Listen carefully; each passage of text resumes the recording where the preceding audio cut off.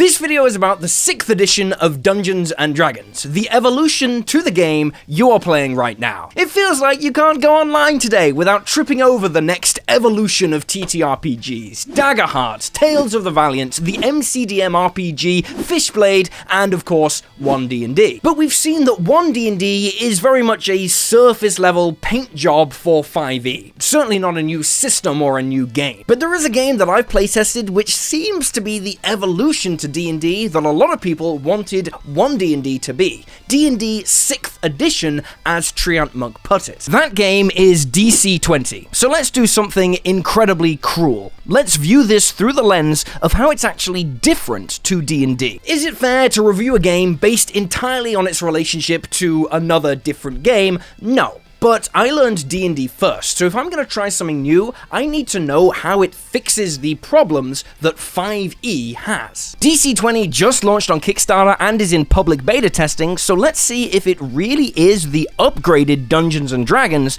that people wanted 1D&D to be. So the first thing you gotta know about DC 20 character creation is BAM! 4 stats. Might, Agility, Charisma, and Intelligence. If you're rocking a 4 in Might, you add a 4 to all your Might-based attack rolls and skill checks. That sounds obvious, but it doesn't work like that in D&D, where an 18 equals 4 and a 9 equals -1. But the best thing about DC 20 character creation is this thing up here, your Prime. Your Prime is just your best stat. It's the stat you'll use for attack rolls and spellcasting. It's what makes you special. So if you want to play a super buff wizard who's great at grappling and casting spells and looks like this, you can. In DC 20, your might or your strength can be the source of your magical power. I played a Scion, basically a telepathic mage whose prime stat was might. He just flexed his muscles and people's brains exploded. You could also play a super smart barbarian whose battle prowess comes from their tactical intellect on the battlefield. Basically, any character concept can work with any class now, mechanically, and it's just up to you how you craft that narrative. You're not going to get punished for trying to play a strong wizard or a dexterous cleric, etc. There's more typical TTRPG stuff. You got your hit points, you got your saves, you got your skills, the usual. But what about races, or as DC 20 calls them,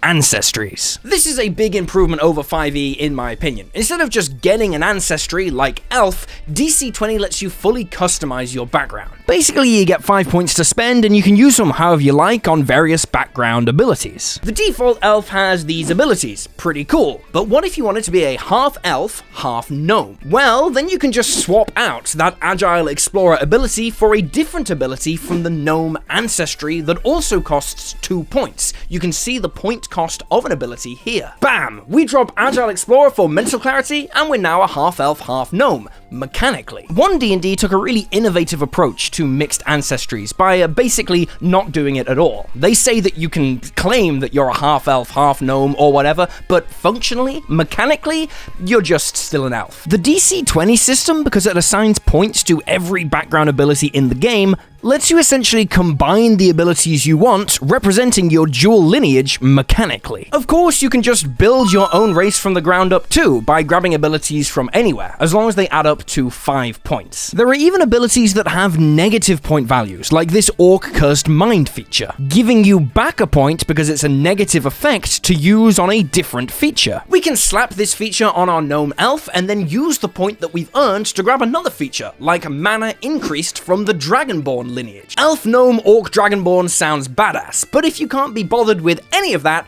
just grab the standard elf and dive in 2 seconds, like with 5e. I love this. It's really crunchy if you want to dig deep into your character backstory and abilities, but it's also completely optional. But I know what you really want to know. How do you kill people? Combat is definitely the most maligned part of 5e, so if DC 20 is an evolution of that game, how does it fix it? Well, let's start with a speedrun breakdown of the common criticisms of 5e combat. 1, it's too slow. Turns take a very long time and require a lot of dice rolling and maths, especially at higher levels. 2, it's uninteractive. You can take your turn and then do nothing for 20 minutes until it's your turn to go again. 3, Martial characters are weaker compared to spellcasters from the mid-game onwards. These are the three main issues people talk about with D&D combat, and most new systems, like Daggerheart, set out to solve this in some way. Let's see how DC 20 does that. First difference, DC 20 collapses attack and damage rolls into a single D20 roll. So when you roll a D20 to hit a creature, on a hit, they take 1 damage, straight up. But here's the thing, if you beat their defense by 5 or more, AC is called defense in DC 20, you get something called a heavy hit. When you hit an enemy with a heavy hit, they take an additional 1 point of damage. If you beat their defense score by 10 or more with an attack roll, they take an extra 2 points of damage. That's called a brutal hit. This keeps scaling up in multiples of 5. The higher your attack roll, the more damage you deal. This means that unlike D&D, which is strictly pass or fail, the quality of your attack roll actually matters. Obviously, fewer dice rolls is nice. Less maths and rolling at the table equals faster turns equals more time actually playing the game for everybody. It has other benefits too, but to understand those, we gotta talk about probably the most significant combat change DC 20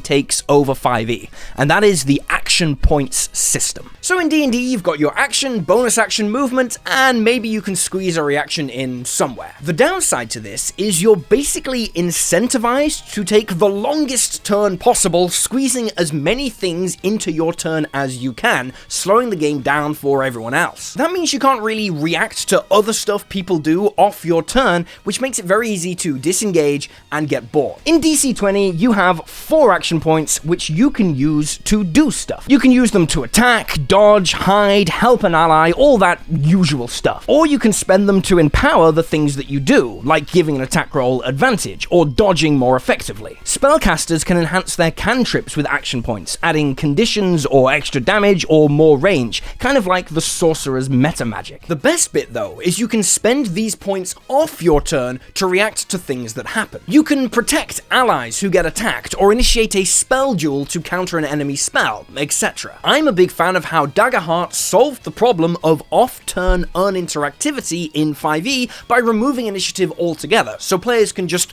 go when the time is right. DC 20 also does this, but arguably better. You don't get the 5-minute turn, 20-minute wait thing that 5e has. Instead, you get this system where everyone is plugged in all the time, fighting together, and spending action points when the time calls for it. In one game I played with D4 Deep Dive, Mr. X, and Lunch Break Heroes, I used my telekinesis to launch an ally through the air so they could attack an enemy. This type of combo isn't really possible in 5e, unless you're using the Ryoka's Guide combo attack mechanics, obviously. But in DC 20, you can do stuff like that all the time, because you can actually act in unison and plan together by spending your action points off your turn.